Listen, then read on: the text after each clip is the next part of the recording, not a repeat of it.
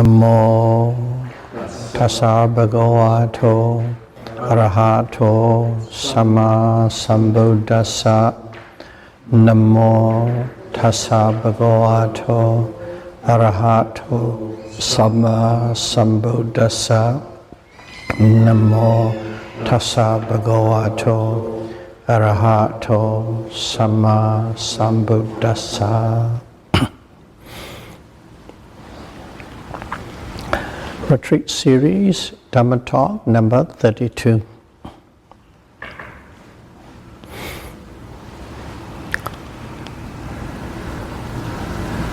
We are practicing mindfulness insight meditation based on the method of what we know as Mahasi method in the West. But actually it is according to the Satipatthana Sutra, long discourses, full foundation of mindfulness technique. And we call it Mahasi because the focus or emphasis is on the movement of the abdomen at the beginning. So we have been practicing for some time, and when a yogi become skillful, let's call it a skillful yogi. What does it mean by a skillful yogi? Skillful yogi has the ability to observe or to note, to observe or to note every actions and movements and behavior.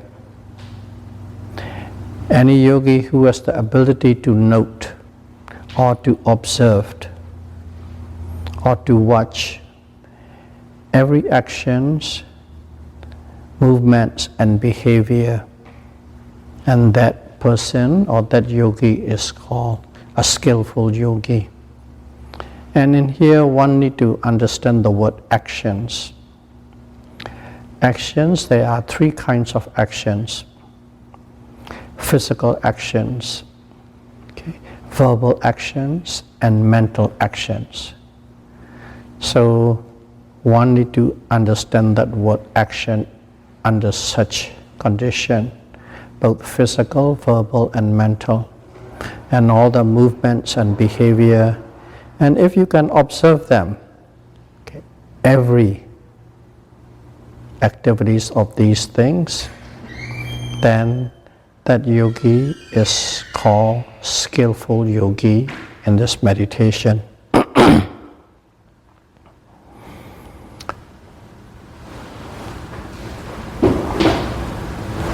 We just call it skillful yogi. Now we know what that person can do. And along with it, we need to understand the word Sampajanna. That Sampajanna is quite often used. And we need to know it with precision. People use it quite loosely. So in here, we are going to discuss to understand what this word Sampajanna means. So in general, Sampajanna means understanding or comprehending. It's understanding or comprehending every actions, behaviors and movement clearly, thoroughly, completely. If there's a full understanding or comprehension on every actions, physical, mental, and verbal, behaviors and movement, thoroughly, completely, and clearly, that is called Sampajanna, just general statement. So we just say one word, Sampajanna, but when the Buddha taught us, it is in a sentence. That sentence is to complete, is called Atapi Sampajanna Satima. Atapi Sampajanna Satima. That's a full sentence. But in general, we just use the word loosely, Sampajanna, just one word. In English translation, directly used in the book is clear comprehension. Sampajanna, clear comprehension. So in here, full sentence is Atapi Sampajanna Satima. What does Atapi means? Atapi means it is the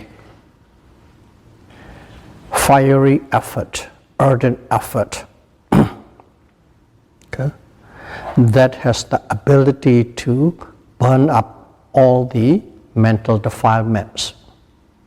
Okay, Atapi means, actually it simply say it is effort, viriya, but not just ordinary viriya, ordinary effort. It is the fiery effort, ardent effort, in which it has the power. You apply the effort so much, it has the power to burn up, to dry up all the mental defilements, okay, which is lobha, dosa, and moha, greed, anger, and delusion, mental defilements. So that's what Atapi means. And the next word is Sampajanna. So what is Sampajanna? Sampajanna is knowing, understanding, okay, comprehending, knowing, understanding, comprehending the objects, the object of observation at the present moment in many ways, in many forms, in many aspects. Okay?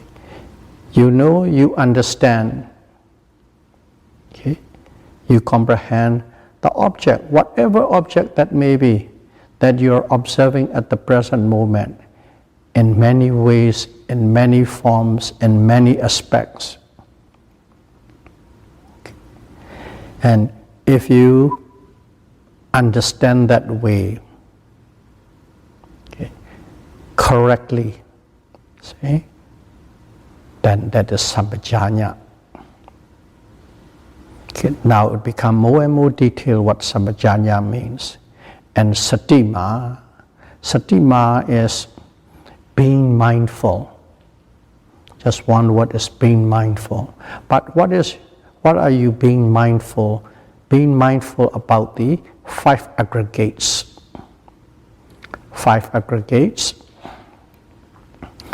Panchakkhanda. What are the 5 aggregates? If you remember correctly, first of all is rupa, form or body. Okay? Rupa, materiality, form or body. And then Vedana. Vedana is feelings. And then Sanya, perception. And then Sankhara, mental formations or mental factors. And Vijnana, consciousness. Those 5 are what we call you and me, the 5 aggregates. And Satima means one is being mindful at all time on the 5 aggregates. So each word has a meaning there. We try to expand it a little bit more and more and more. So in other words,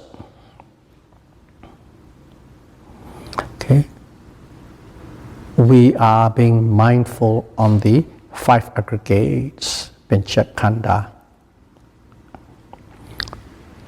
Mindful in what way? Mindful with fiery effort, the effort that brings us to the level of burning up all the mental defilements.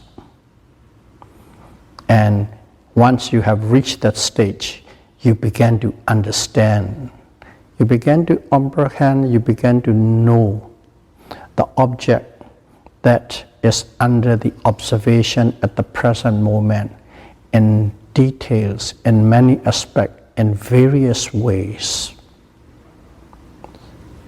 That what is meant by Atapi Sampajanna Satima. So now we begin to expand a little bit more on the word Sampajanna, clear comprehension. You always say clear comprehension right at the beginner class. We say Sampajanna, clear comprehension. In the sutra, we talk about this clear comprehension. But one need to know the detailed aspect of what it means. And once you know what it means, of course you practice. This is basically a process. What you need to do. You being mindful on the 5 grades, okay, with the fiery effort, so that you would understand the object in many ways, in various ways, in all aspects. So that's a little process that one must do, one need to do. That's what the Buddha told us what to do. And you keep repeating that process, that little 3 steps again and again and again. You repeat that.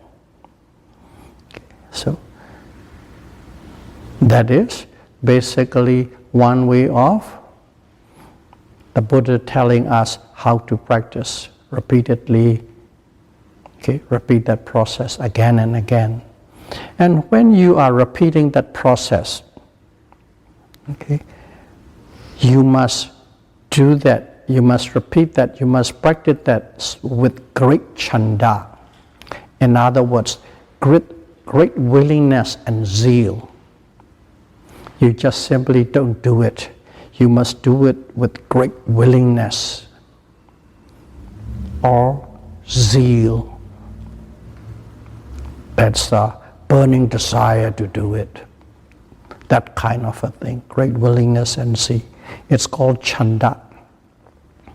With that chanda, you have to do. Without that chanda, without that kind of great willingness and zeal, if not, okay, I'll do it. I'll do when I can do it. Okay, I'll keep it on the back burner. Oh, I'm in the mood, I'll do it. I'm not in the mood, I won't do it. That means you do not have that chanda. Okay. And here is, if you consider this as a priority, and you are practicing this process repeatedly based upon the great willingness to do so, the chanda becomes very important. That's the base you have to put upon. So, once you have a great willingness to do it, you apply mindfulness. You apply mindfulness with fiery effort, with the objective of knowing the object in various ways, in various aspects, and in details. That's it. Simple, but one need to understand very clearly about it. So these are the meaning of the words. Let's use the example. Example is what we are practicing. Of course, we always use the word and the as an example to discuss about rising and falling movement. Rising movement of the abdomen, falling movement of the abdomen. We call it the primary object, or we call it the default object. When there is nothing else, we always go to that rising and falling movement of the abdomen or stomach, tummy, wherever that you can observe distinctly. So we are observing. How do we observe? How do we observe it? We must observe it closely. Okay? Closely. What does it mean by closely? Closely is, we use that example, if you remember, okay, a line of ants. A line of ants running from about 10, 15, 20 feet away. You look at that line of ants It's a black line or a black string, continuously black, like a black rope or a string lying. And you go closer and closer, maybe about 4 feet, 5 feet. Then you begin to see the break in the line. It's not a line anymore. It's a many little black dots overlapping, but still look like a black line, but some break. And then you go really close, about a foot away from that line, and you look at it, the black disappear. In fact, you can see the breaks a lot more, space where there is no ends, a lot more.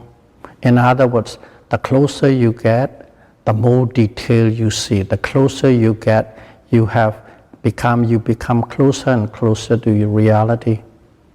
And even if you look very close, just singularly onto an ant, okay, with a magnifying glass, you will see legs and eyes and heads and tails, and even the hair on the legs, detail. That's what it means. The closer and the closer you look at the object, the closer you get to the object, the more singularly spotted and focused onto the object, the clearer and the more detail you see as it really represented, not a perception, not what it seems like. That's what it means by observing closely. One must observe closely this rising and falling. Okay? And we use this as a primary object. As we use this as a primary object, okay, first of all, especially for beginners, or especially for people who haven't established much concentration yet, those people don't look for any other object. Don't search for any other object. This is the object, it is right there all the time. Rising movement, falling movement, rising movement. So don't look, don't search for any other object. And also don't expect any other objects, because from the theory you know all this and that and those and these, they are there, and automatically you have expectation for it, you are looking for it, you are searching for it. One must not do that.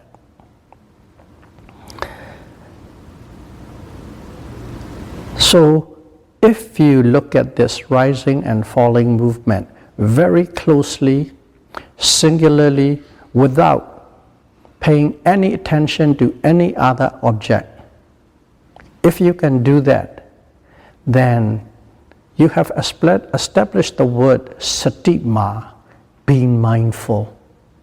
That's what being mindful means, satima. That you are singularly on the object, observing very closely with the exclusion of anything around, not even in your mental state of expectation or looking or searching. If you can observe that way, if you can note that way, then it is called being mindful, satima. In this meditation, it's all about knowing how to do exactly and precisely. If you can do that, you will find your progress go leaps and bounds in a very short period of time. That's why we are repeating this in many different ways again and again.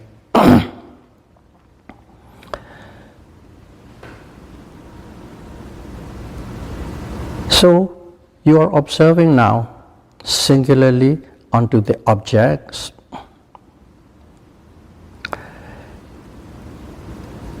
And even though we say singularly, of course at the beginning we already know we have a few objects selectively given to you.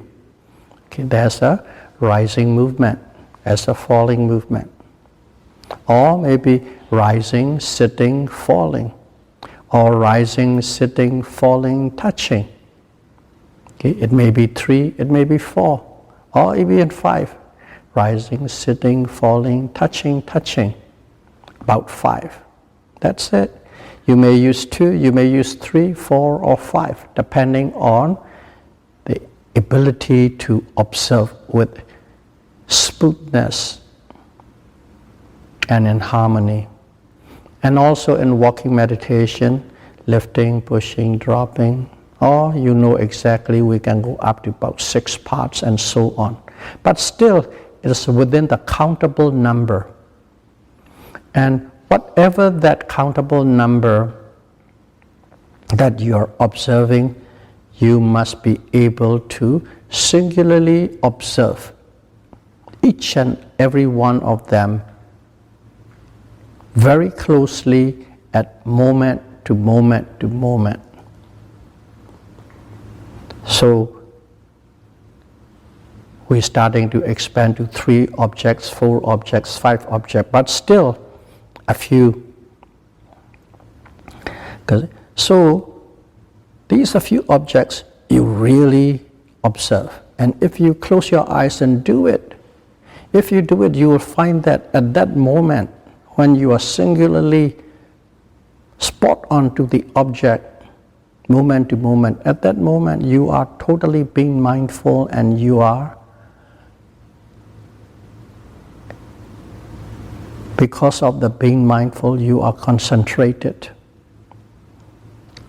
And you can do it 1 time, observe 2 times, 3 times, 4 times. And after about 2, 3, 4 times, what happened was you slip away, because it is not that easy to be able to observe with that kind of intensity onto the object, more than about 3, 4, maybe 5. And after that, your intensity of observation drop. Intensity of observation drop. As soon as it dropped, what happened? Other objects come in. Thoughts come in. Okay, all sort of anger, hatred, jealousy, happiness, joy, all the emotions arises, all sort of thoughts forms arises. These kind of things come in. Why do they come in? Because it's the nature of the mind, nature of the untrained mind. The nature of the untrained mind is this untrained mind like objects. Number 1, the mind or consciousness does not exist without an object, period. They like objects, but untrained mind, they like the objects that is associated with or pair with mental defilements. Okay. Any objects with a little bit of honey, you like better. Any object with a little bit of bitterness, you don't like it. Some objects you couldn't figure out. And those are the mental defilements. Whenever those kind of little extra comes in, the mind loves it, because the mind can really play its role and try to expand and dissect, embrace or push. Untrained mind loves the objects, to look at the objects in association with mental defilements or pair with mental defilements. That's what the untrained mind does. And the mind is very quick and very fast. So what's happening is, you can observe with these kind of great intensity onto the object about 2 or 3 or 4 times, and then intensity drop. As soon as intensity drop, mental defilement comes in, it slips away, and the mind finds something that it loves, something that pair or associated with mental defilements. That's how the mind slips away into thoughts and emotions. That is the nature of it. So, must know. Okay? So, for that reason, at that moment, after about 2 or 3 notings, your energy automatically, your effort automatically drop. And once you know that is the order that is happening, that is where this fiery effort come in. Fiery effort. Because the objects you pair with the mental defilements, likable object, unlikable object, that is the kilesa.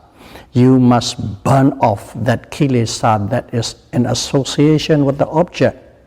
So what happened was, you put this fiery and ardent effort. And when you put that, it burns off the kilesa and you see the object as it is, without any mental defilements.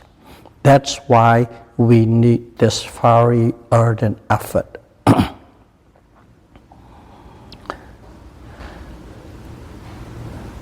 So, if you can observe that way, the object, first 3-4 times, and then with a great effort, if you're observing it, the mental defilements will burn away, and once it burns away, the object that you're observing, whatever it is, it will unfold the true nature by itself.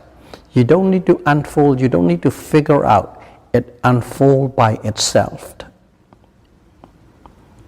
The true nature of the object that you are observing starting to unfold by itself.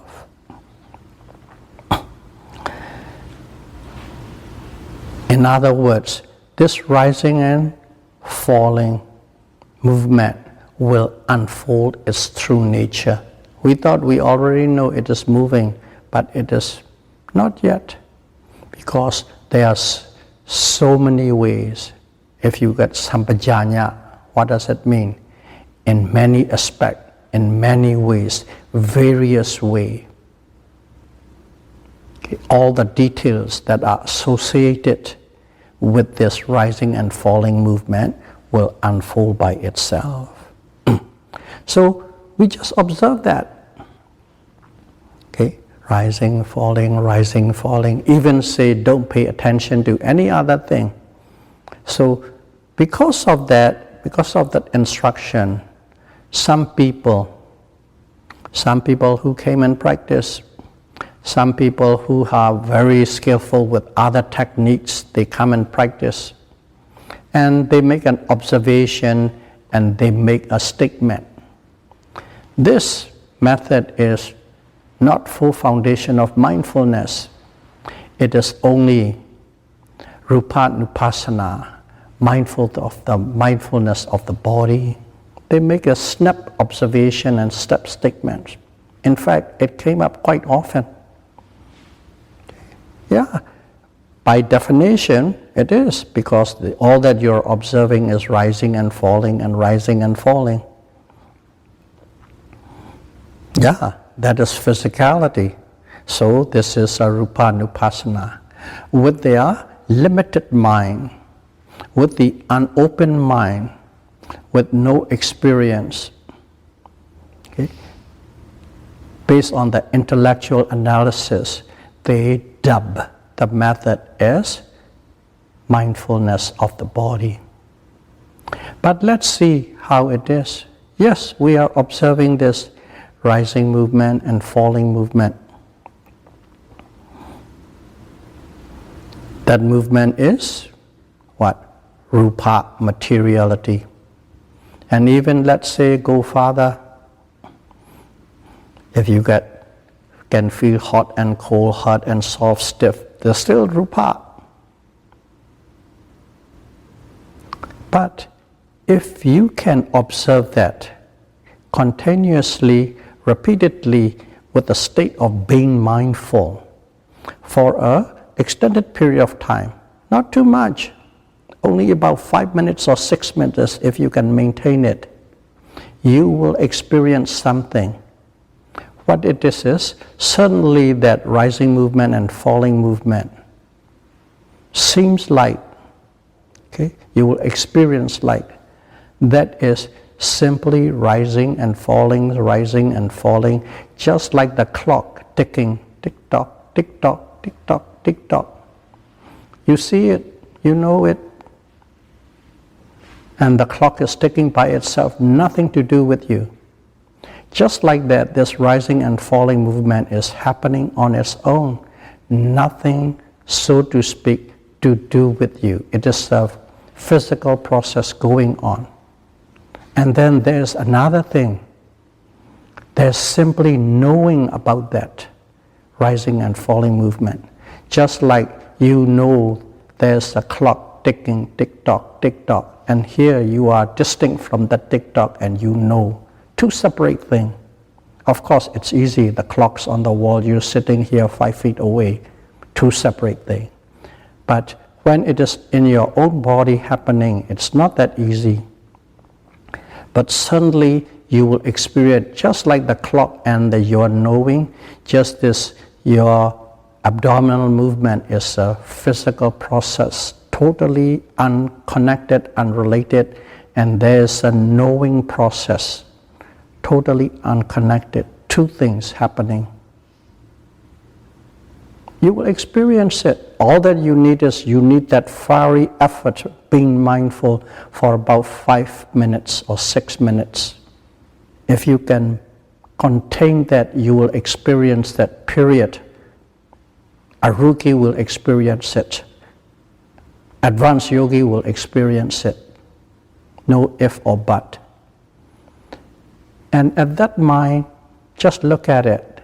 That movement is the physicality, rupanupassana. And then there's another phenomenon, knowing. What is that? That is a mentality, the mind, consciousness.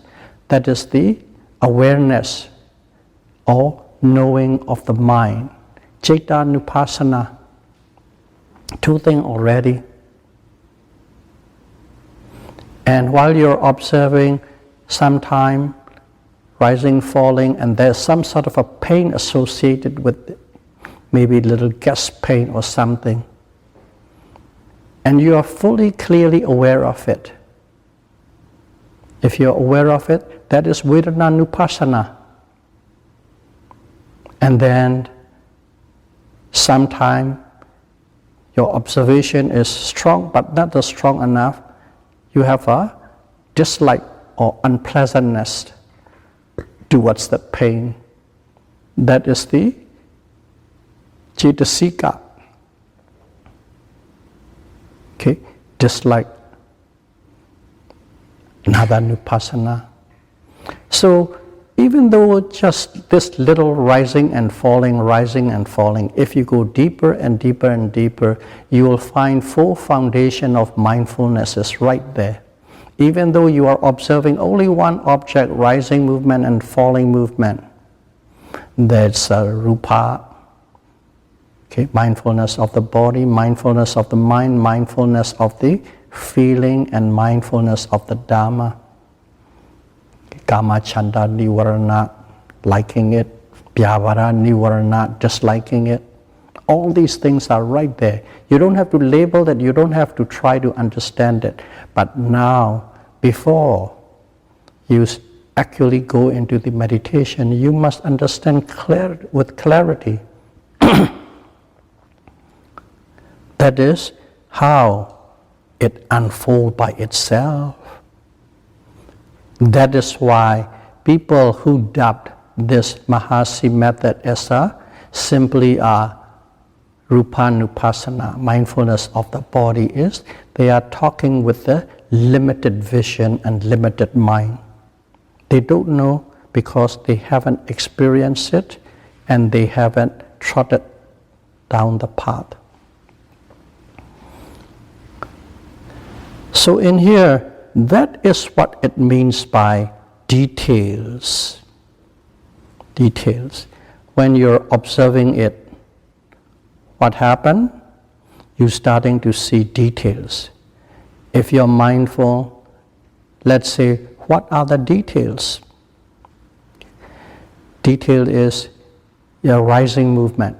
Before it is simply a one rising from beginning to the end, one falling beginning to the end. But if you can maintain it for about 5 to 10 minutes, that little one movement is not one movement. It is a composite of a series of many movements. At the beginning you can count 5 or 6 movements, and later you can't count, sometime about 20, 30, 40, 50. drr, drr, drr, drr. All these movements are just like that. That's the way it's going. That has become more details. That's a movement that go in. Along with that, there's a movement. Sometimes you feel it in a sense of pressure. Pressure, increase, pressure, decrease. A series of pressure, increase and decrease.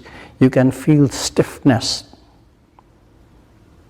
You can feel bloatedness. You can feel hollowness right in the middle of these little movements, rising movement and falling movements. And as we say, you can sometimes feel the pain, discomfort. And sometimes there is a thoughts just go right in, but very fast at that time, just analyzing that one little thing. There's a rising, rising, rising, and then it stops for a fraction of a second, and then keep on rising. So even the rhythmic risings, you begin to find it's not a rhythmic rising. There's a lot of arrhythmic stops in between. These are the ones that you are finding in details. And when you find the Vedana, sensation, that's a different one. Sometime aversion, sometime liking it. All these mental states you will come in. Dhammanupassana. That's what it is by it is unfolding by itself. You don't have to look for it. You don't have to search for it. Don't expect it. All that you do is simply observe rising and falling. And all the nature of the full foundation of objects will unfold in that one little simple rising and falling. Because we are at the beginning, we still keep it very narrow range, rising, falling, sitting, touching, lifting, pushing. In those things, all the things, this what we call details, starting to unfold by itself. Of course, at the beginning is, it shows up, it disappears, shows up, disappear, and then a little bit jaggedy way you will see. And the more and more you do, they become very smooth and rhythmic, one after the other. These objects, one come, one go, one come, one go, one come, one go, you will see them all. Like water flowing in a stream. They seem to be one, but you know them. It is not. One after the other, you will see them. That is unfolding the true nature by itself.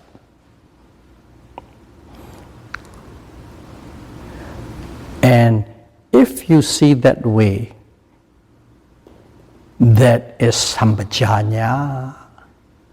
You are beginning to understand, to know, to comprehend the object in many various aspects on it, that is associated with it, that is related with it. All these things comes in. That way of knowing, understanding, comprehending is Sampajanna. You see, simple, just rising and falling. Now you can't even count how many objects you experience in that one little rising and falling, a series of them. And they are all related with all full foundation of mindfulness, not just rupa. But you need that being mindful state with a fiery effort sustained for about 15 minutes. You will see them like a flow. All these things like a flow. One come and one go, and one come and one go. That is Sampajanna. Okay, let's just see Sampajanna in terms of language-wise divided. Sam. Okay, pa, janya. 3. What is Sam? Sam means correctly and thoroughly. Okay? You remember Samasati, Samadhi, correct, right. That's it. Sam is a short for Sama. Correctly, rightly, and thoroughly. Not simply correctly, rightly, and thoroughly. By oneself. You are experiencing directly yourself. You are knowing thoroughly yourself with your own effort. Not simply the truth comes to you. You have to work very hard on it. So oneself understanding and knowing thoroughly and correctly. That's what Sam means. And then Pa. Pa is that one in various ways, various aspects. Okay, even in the materiality, you can see hot and cold, hard and soft, movement, vibration, great intensity vibration, small intensity vibration, and so on. In other words, Mahabhuta. 4 great essential elements of materiality, you will see them. But like a flow, one after the other, you know them singularly, one after the other. That is Pa, various way, you know. You know the mind, you know the matter, you know all the emotions, you know the cetasika, mental factors, all the mental defilements arising, kama, chanda, nivarana, vyabhara, nivarana, all these things. That is how one knows.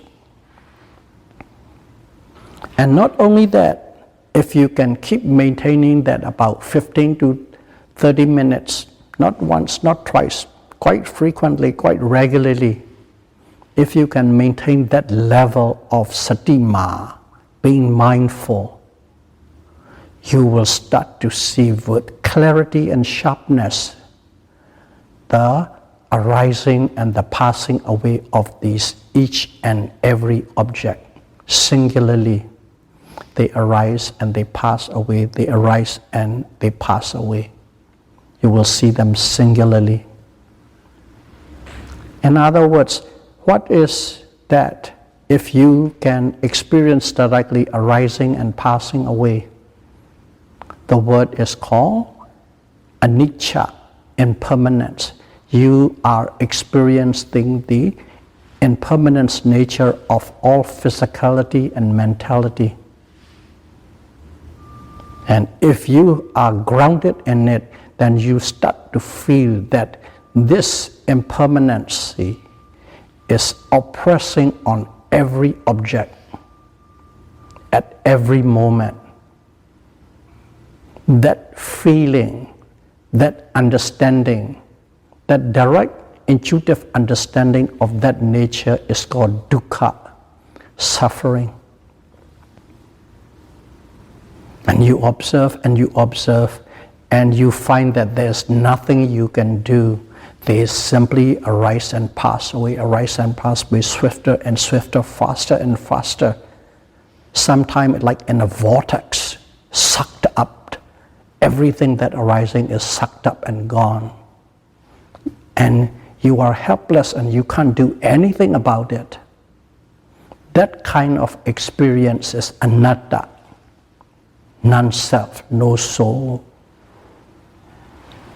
That is non-self, no soul. You see that? And that is, okay, Pa, in a various way, all these things.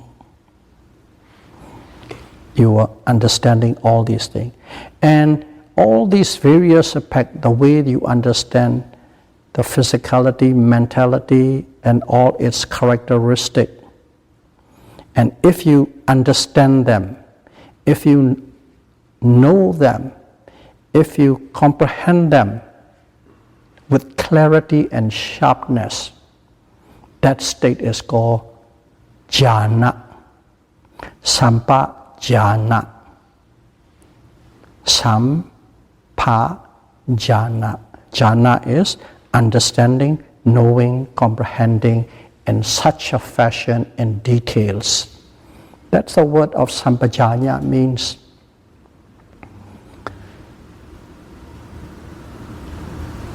Now you know, whenever somebody say Sampajanna, you know exactly what it is. But one thing is, this one is very close,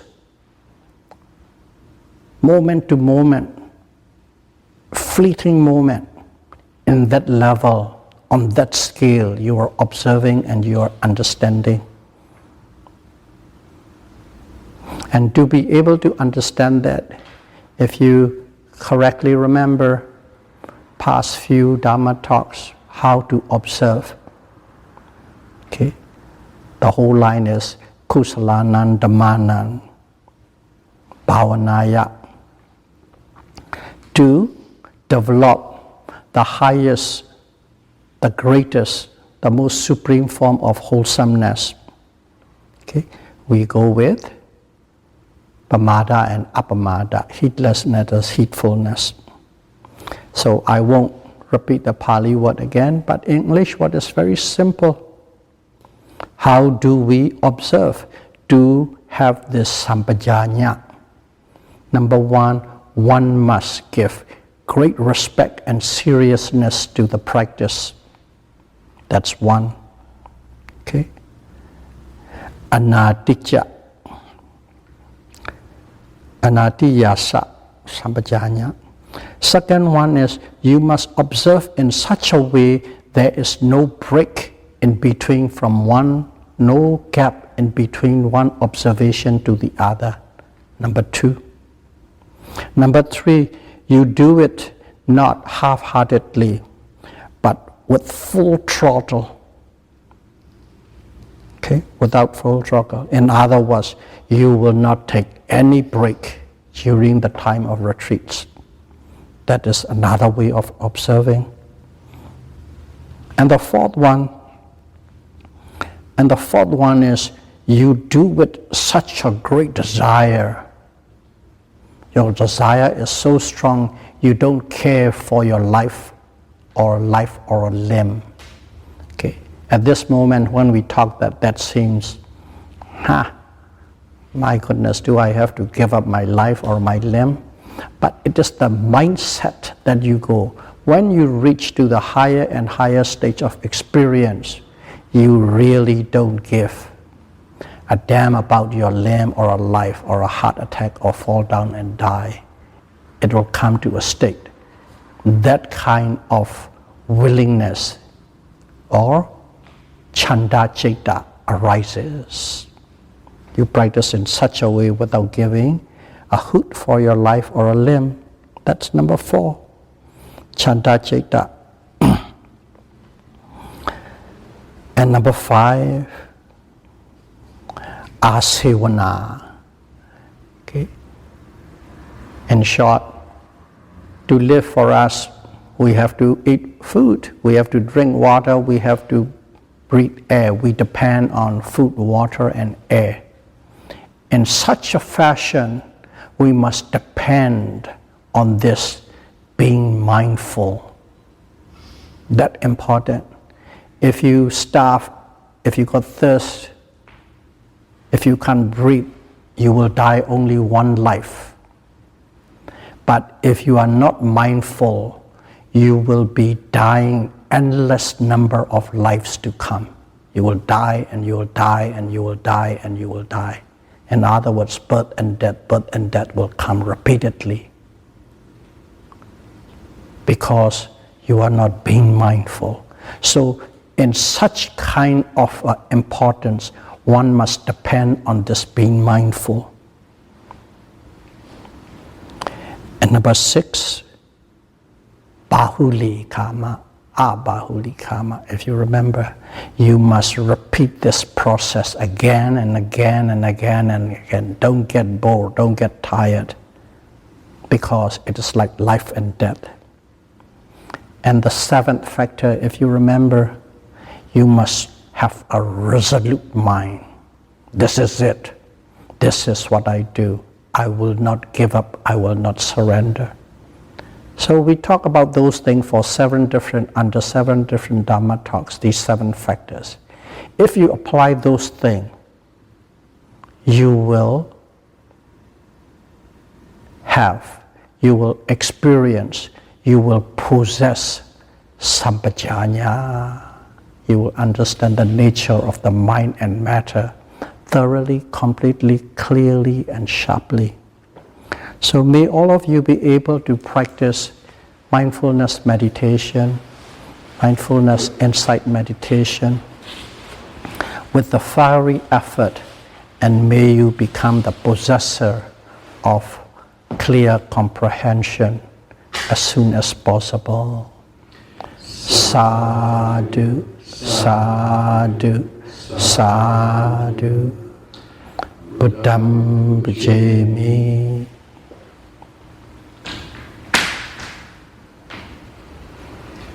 Dhammam bhajami.